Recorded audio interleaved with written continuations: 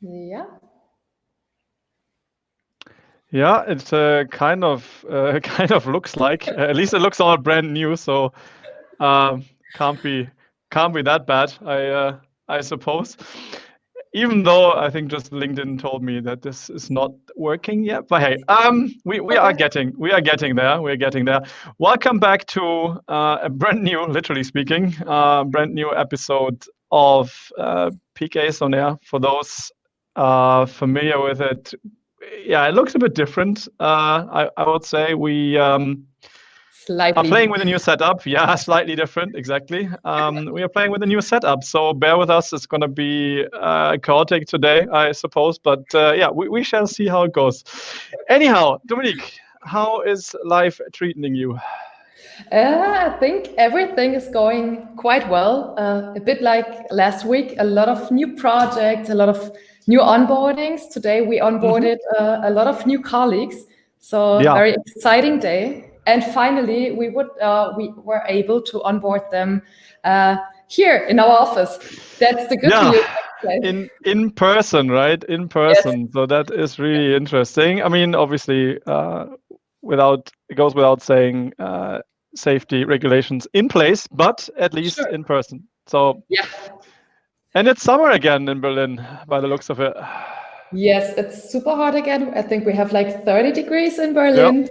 So yeah, but that's why you're smiling then. Yes. Fair enough.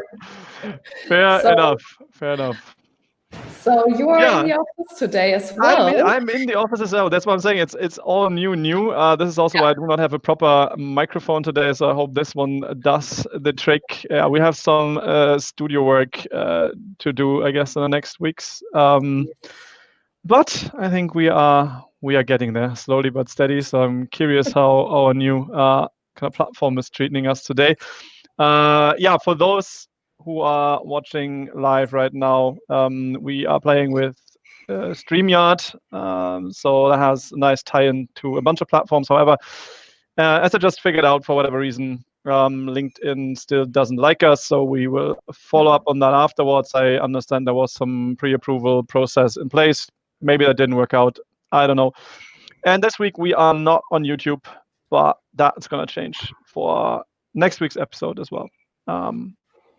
So the StreamYard gods will allow us at least. So yeah, I guess this is basically what it is. Yeah, so I mean, there has been quite a bit of positive feedback. That maybe first for last week's episode where we kind of discussed events, and I think, I mean, yeah, of course, we do understand that there's always two sides to it. There might be various reasons for, that could be personal ones, that could be safety ones, that could be, anything else for you not wanting to go to conferences. That's fair enough, and we do see that. I think also, on the other hand, though, it was cool to see a lot of we kind of see it the same way in regards to in-person events. It can't be fully replaced, at least yet, by sole online virtual events, if you so will. So I think this hybrid is something that I suppose at least, and I think we talked about it last week, we'll be seeing a bit more for various reasons, I suppose, next year. Anyhow, events is not our topic for today, but I think there has been a bunch of things that happened during kind of last week, over the weekend into this week, which we thought are kind of worth following up. So we will, that's why we kind of originally didn't pre-announce one dedicated topic. We thought we keep it open to see where we go.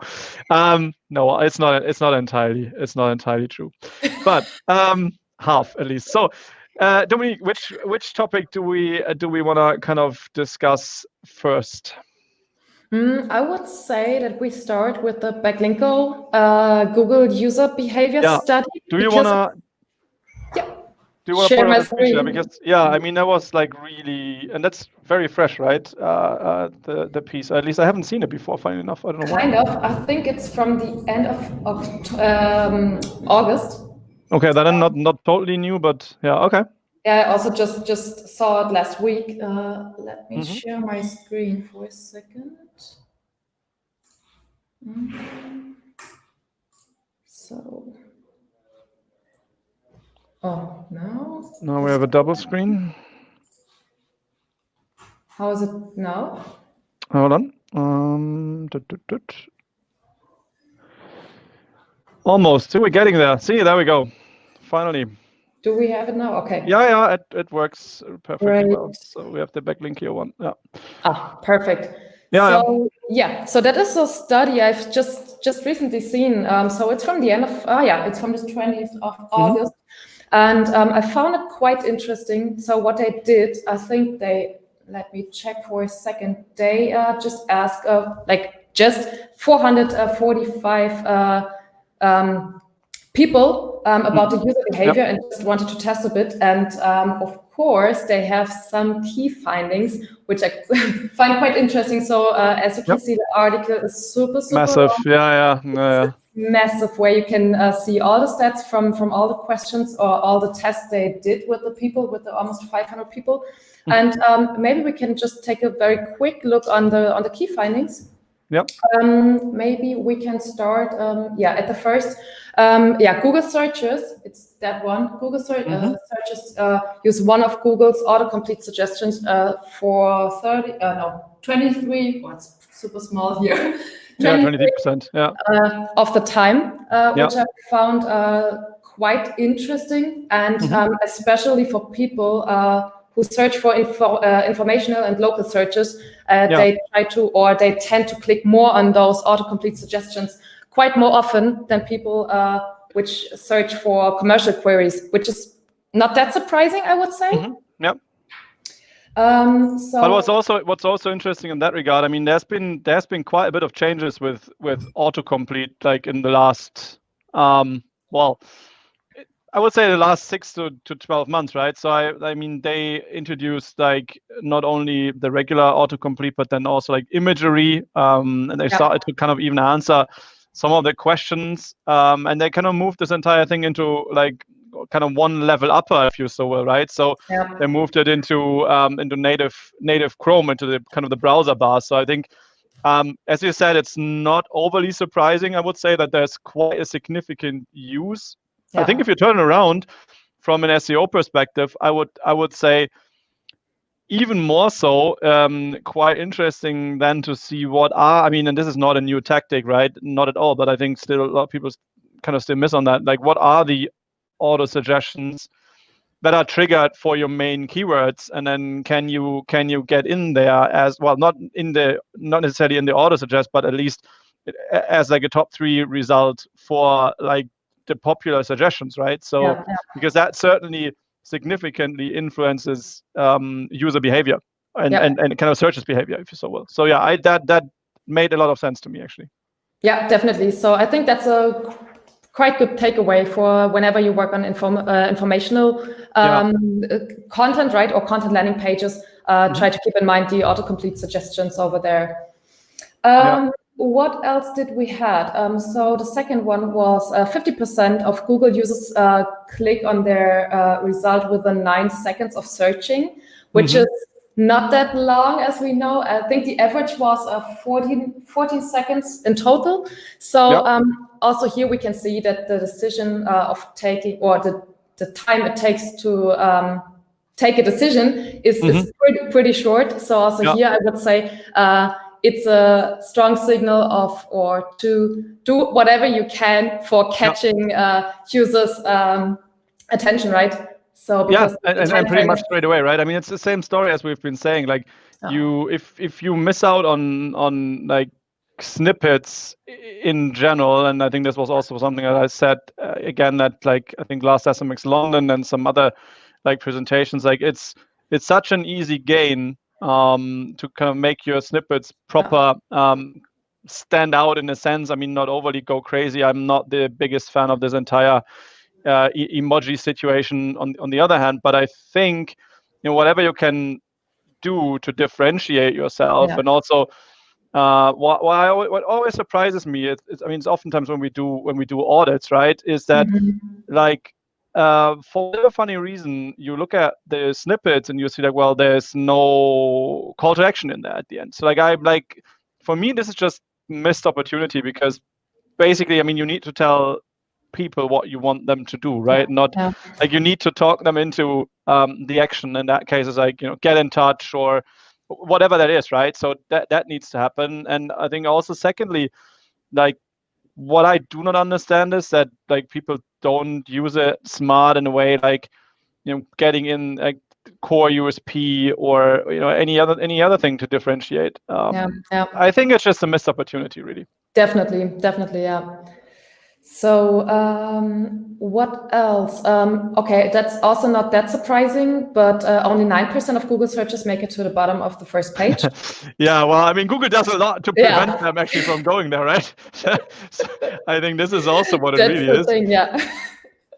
I would argue. Well, that's probably interesting. I haven't seen if they did, but like, I mean, with the fact that we, especially on like branded searches, that we see lesser content on the first page, right? Because they kind of take away some of the results. I would even imagine that it doesn't make much of a difference if it's 10 results or like 7 results. Like, they just try to kind of put in your face what they want you to click, and then either you do or you don't, and otherwise you would probably refine the search anyways. Yeah, true. Maybe that's also a topic pretty close to the third. 15% of users modify their initial search term. Yeah, that could be or mean that the results are pretty close to what the user was searching for.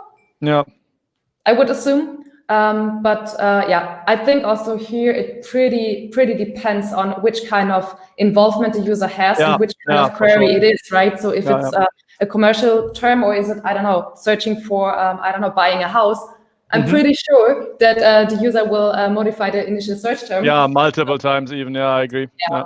So here is a bit of information are missing in order to evaluate those statics here, but that's also quite interesting. And what else did we have? I think there's 6 I found also quite interesting, like the kind of like this single visit of or like the visit of a single landing page, right? This is how I kind of how I described it.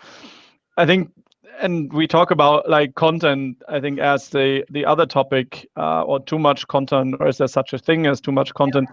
In a bit as well, but like, I think it goes to show that if you do not map your landing page with the snippet, and you do not serve what that person expects based on that search and that snippet, you're lost, because they're not going anywhere else. Like, that no one really cares. They're not clicking through. I mean, this is quite significant.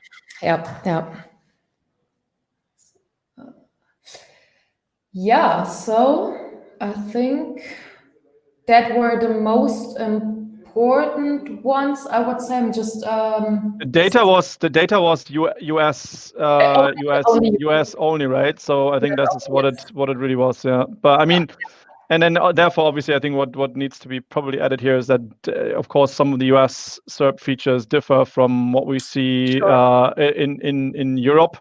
But I mean, not necessarily. So I think this is also something that I think you can at least somewhat take that as an indicator for Europe as well. So, but I found that actually quite interesting as well. Like, definitely, I really think the significance of suggest is something that people still underestimate, and it's sadly a bit of the same story as with how to say it in a politically kind of correct way, but it's a bit of the same story as with some of the things that Google is now facing, where like, they are said to face charges for preferring kind of their own entities, or like, let's say, their own properties. That can be anything from, like, I think Google price comparison was one of the very early ons, right? And then we saw the Google flight box, and we saw some insurance boxes and whatnot. And like, there was, I'm not sure, but I saw it somewhere just recently, and some kind of traffic statistics on how much they actually lead into like own properties and refine searches in that regard that again then end up on their own property sites. I think, and I if I recall correctly, the last time I mentioned it in the presentation was maybe a year ago or something, but like this Google being the traffic distributor, I guess that's long gone, right? And this is a bit of the same story. Essentially, you could argue, and again, I'm not saying that that's the case, but you could argue that if you can, as a company, control the suggest, then you could also suggest stuff that monetizes the best for them, right? So, highest like booked at inventory, or like the queries that have the highest like paid at inventory. So I don't know. It's a bit of a two-sided sword, but I think from an SEO and content perspective, it's something to kind of worth going for. So let me ask you, how are you guys doing that? And like on the content creation side, are you using specific tools? Are you doing it manually? Are you do you care about the suggests? Do you mainly care about? I mean, there's other features like people also ask. Like, what are you guys looking at? Yeah, I think the main part is still doing it manually for our site, next to the keyword research we do at the very beginning and finding a proper strategy and the whole, or finding out the complexity about the topic. But it's a mixture of doing or working with the SEMrush. How was it called? The content keyword. No, isn't it the keyword magic thing? Yeah, that are we using in the very first step in order to get all the questions and getting the complexity of the topic. And then they have the content tool inside as well. I think it's Content Explorer or Topic Finder or something like this. That's the issue if you have a platform that has 1 billion subtools, right? Yes, definitely. I think it's a Topic Finder. Where you can also see based on the keyword magic tool, on the keyword research you did at the very, very beginning, also the suggested headlines and also auto suggestions and everything around that from the competitors as well, but also based on the search term you are searching for. So, and the next step is of course the manual check-in again. But it's a mixture. It's a mixture. I suppose that is right. I mean, it's not about mass content in this place. It's more about like very selectively high quality kind of landing page content in that regard, anyways, right? That makes sense. Got it. So what else do we have on our agenda for today? I think the other topic that we wanted to talk about a bit was kind of a YouTube video that Martin Splitt from Google. Yeah, Martin, if you're watching, now you're on. Together with Lily Ray, right, from Path Interactive, if I'm not totally wrong. Do we have that link somewhere as well, so you can put it maybe quickly on the screen? Meanwhile, so I think to kind of lead into this, it was mainly about the fact that it was part of the myth-busting series, right? If I'm not mistaken. And by the way, if you haven't seen the myth-busting series, there was also some really cool stuff the other weeks that came out. For example, with the likes of Glenn Gabe, where there were some kind of topics around site migration that have been discussed, and some others. So it's definitely worth watching, because it's trying to kind of solve a couple of like myth, but also just misunderstandings, I think, sometimes. So yeah, that's definitely worth having a look, I would say. Definitely. So I cannot share my screen at the moment. It's gray. The button is gray. That's mean. Maybe it's because I disabled it for you. I don't know. But I can bring it up for sure. Yeah. That should work. Let's see. But it's a video anyways, so it's YouTube. So we're not gonna play the video, but let me quickly try to see if I can put this on the screen. I'm not drinking beer, right?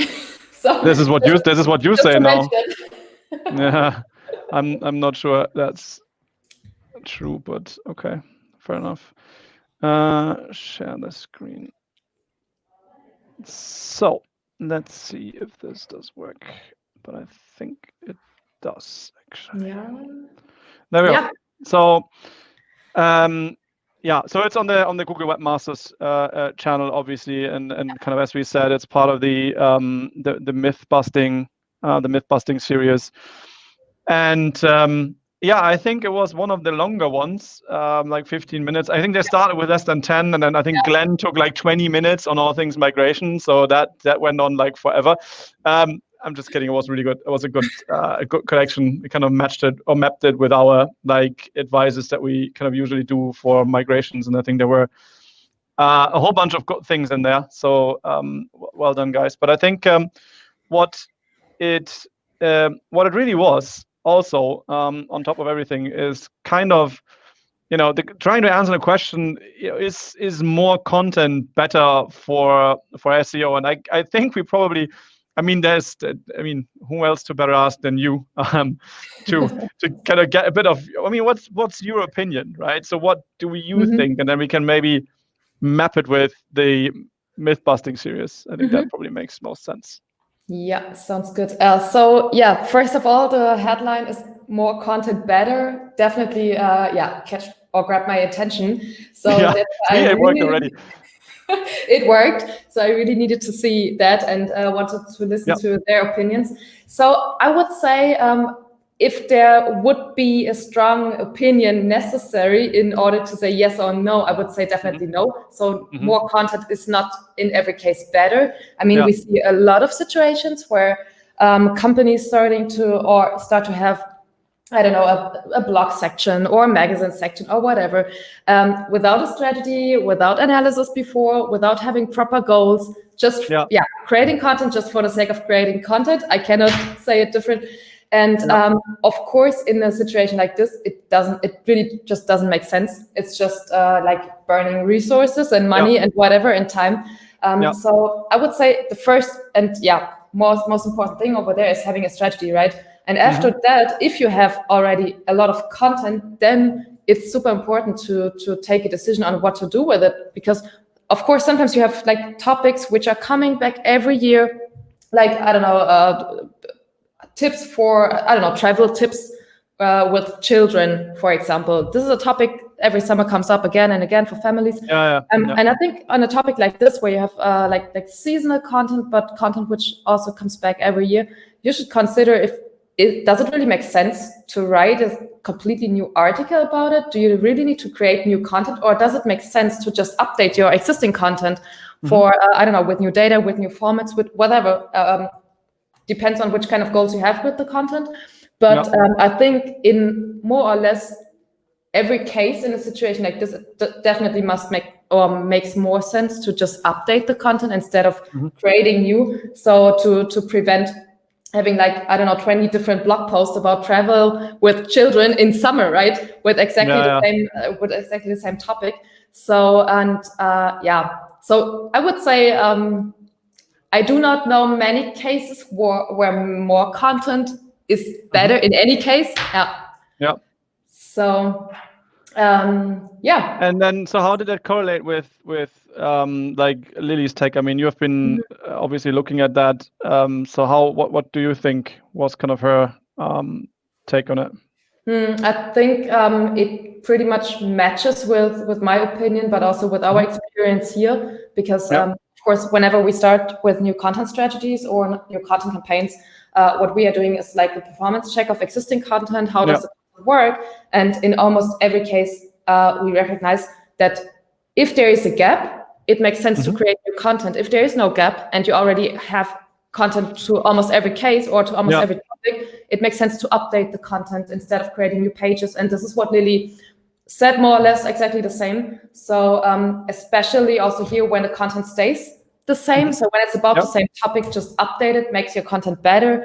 Maybe do something like a competitor analysis. What are your competitors doing at the moment in terms of that topic? Is something on your target audience changing maybe? Something on their interest, but in general, updating is way better than creating new pages when it's about the same topic.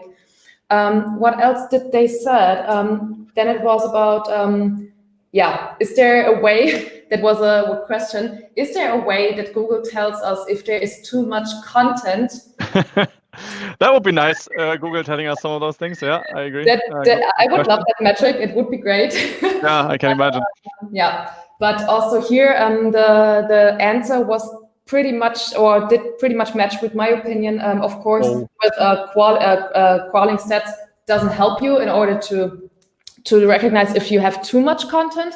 So only because it crawls more often, it doesn't tell you that you have too much content or whatever. So also here, take a look at your performance report in your Google Search Console, for example. Check on your impressions, check on your backlinks or whatever, or also clicks and everything. Is there any kind of action? If not, you should think about or consider if it's really worth to have that traffic when no action is followed by that. So also not. I think what I would have added there, but that's mainly my experience from like dealing with some of the very, very large sites, and also obviously kind of going back to like the early days of Panda being rolled out and introduced. And I think there's been a bunch of discussions in the past around something called content pruning, right? Where kind of the idea, but this is a bit of a different thing, but like where the idea is to kind of, is there at some point a certain threshold potentially that says, well, there's just too much low quality content there, and can that harm my overall site performance? And I think, especially in the past, that certainly was the case. So I recall in the early days when we had Panda being kind of rolled out and applied, then with that, and I've done that a couple of times with teams around the globe, like when you really got, like we had a forum that had like 90-ish+% of like either thin or entirely off topic, or let's say very questionable content there, and we ended up, as a quick fix, and then there's various ways to do it, but we ended up just no indexing that for the sake of it. It took a while, and then the next refresh, before it was baked into the core algorithm, right, that site recovered. So there's certainly certain factors in play where, like, if you have a whole bunch of crap on your site, that certainly is not going to help, for sure. And I think it might now be a bit more, let's say, it might not necessarily have the same impact overall, because Google clearly gets better in understanding just specific sections of a site, or, you know, let's say specific folders, even if you want to think about that a bit more like from a hierarchy perspective. And then you could probably even map it oftentimes with, let's say you have a folder XYZ. If you look into something like your log files, you could probably even see that those at some point, when Google understood, okay, this is just stuff that's entirely duplicated anyways, we could probably even see kind of crawl rates slowing down at a certain point, because they figure, well, it's not changing,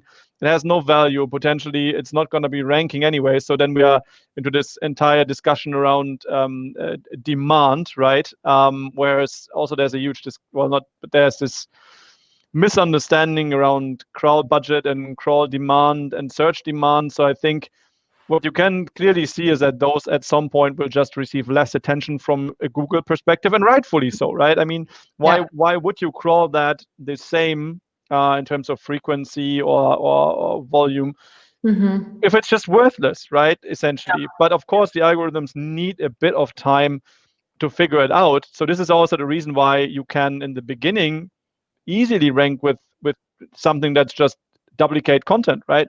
Because when you throw it into the index, and that's still true, you can still test that, it ranks for maybe a shorter period than where it was the case in the past, but it certainly ranks for a while, and then like the kind of DC detection kind of goes, and then you lose it, and then they might also see, well, the canonical version is pointing to XYZ because it's just a duplicate.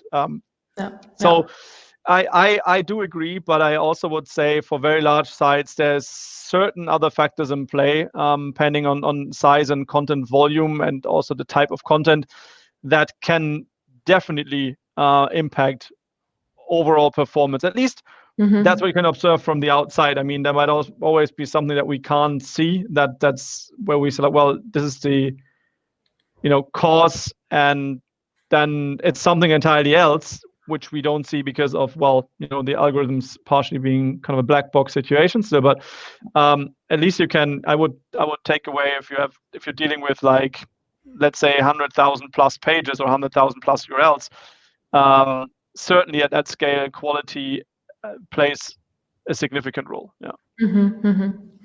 Yeah, totally agree. I think a question which goes a bit hand in hand with what you've just said is there was a question about what about like typical sections like a help center or whatever, where you have tons and tons of content, maybe just one page, one question and one page, for example, or one URL for each question.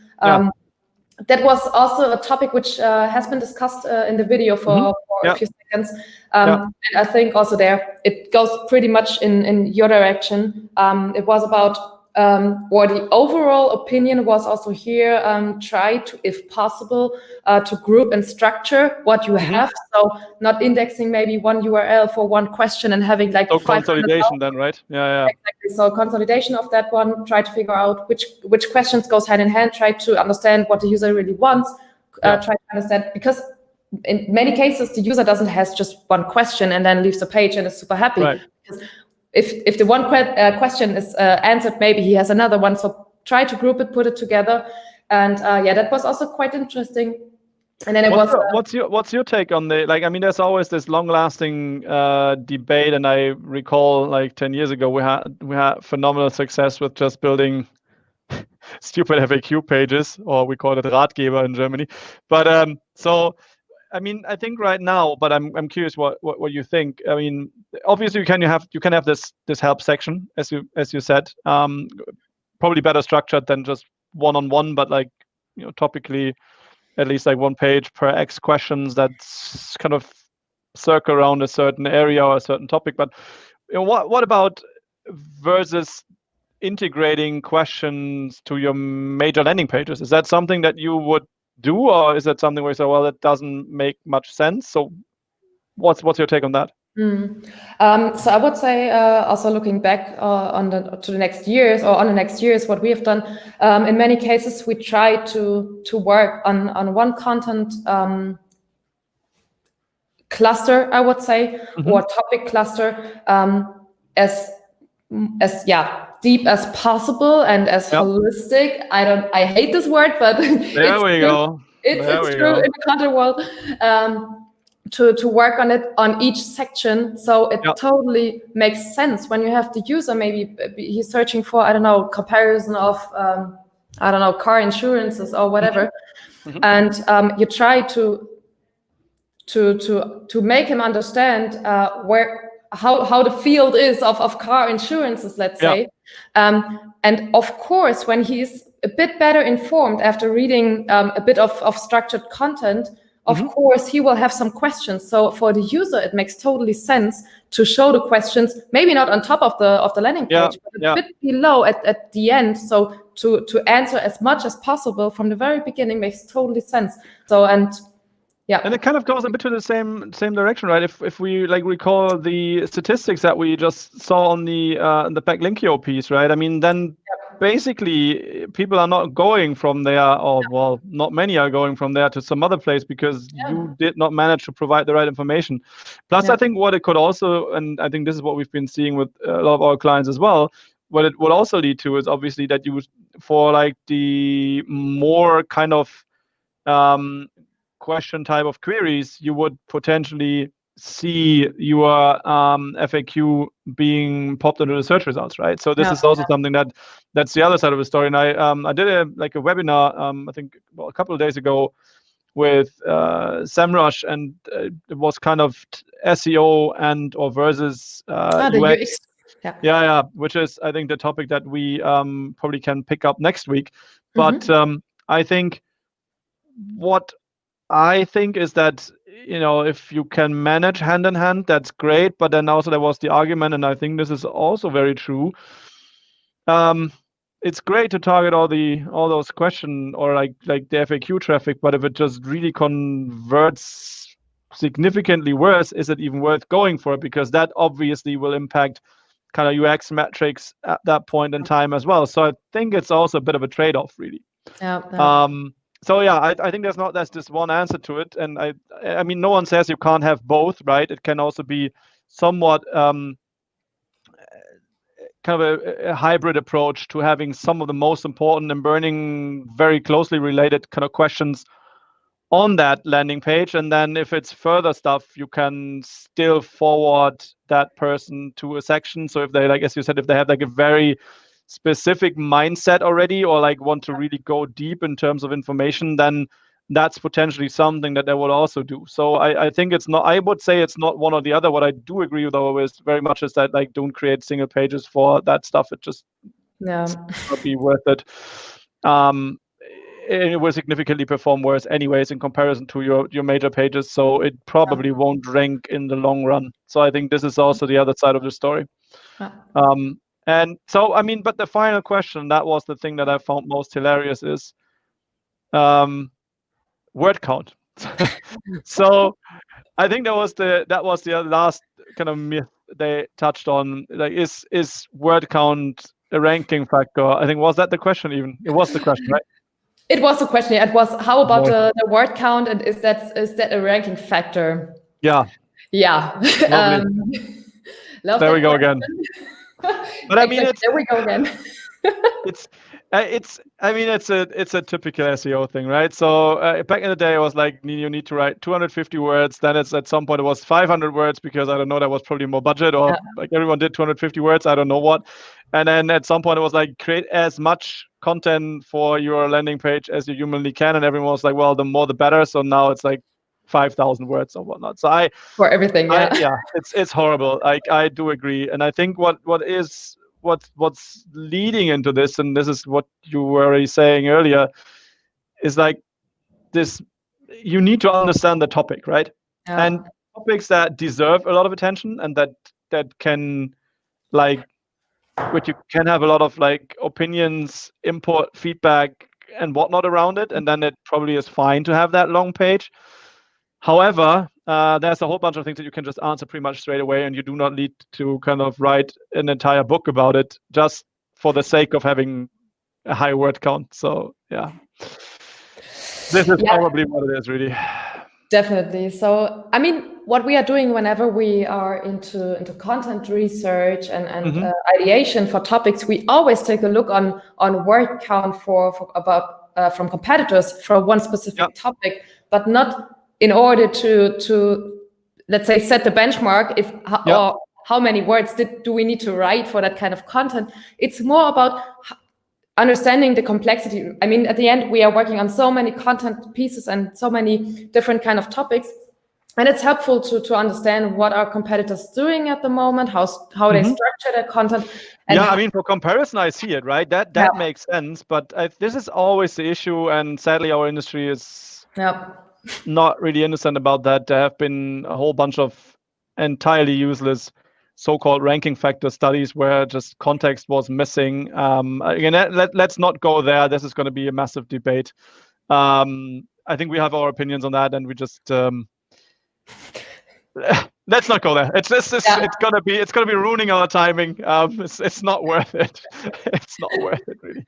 Let's say taking a look at a word count for comparison and for getting the complexity of the topic makes totally sense.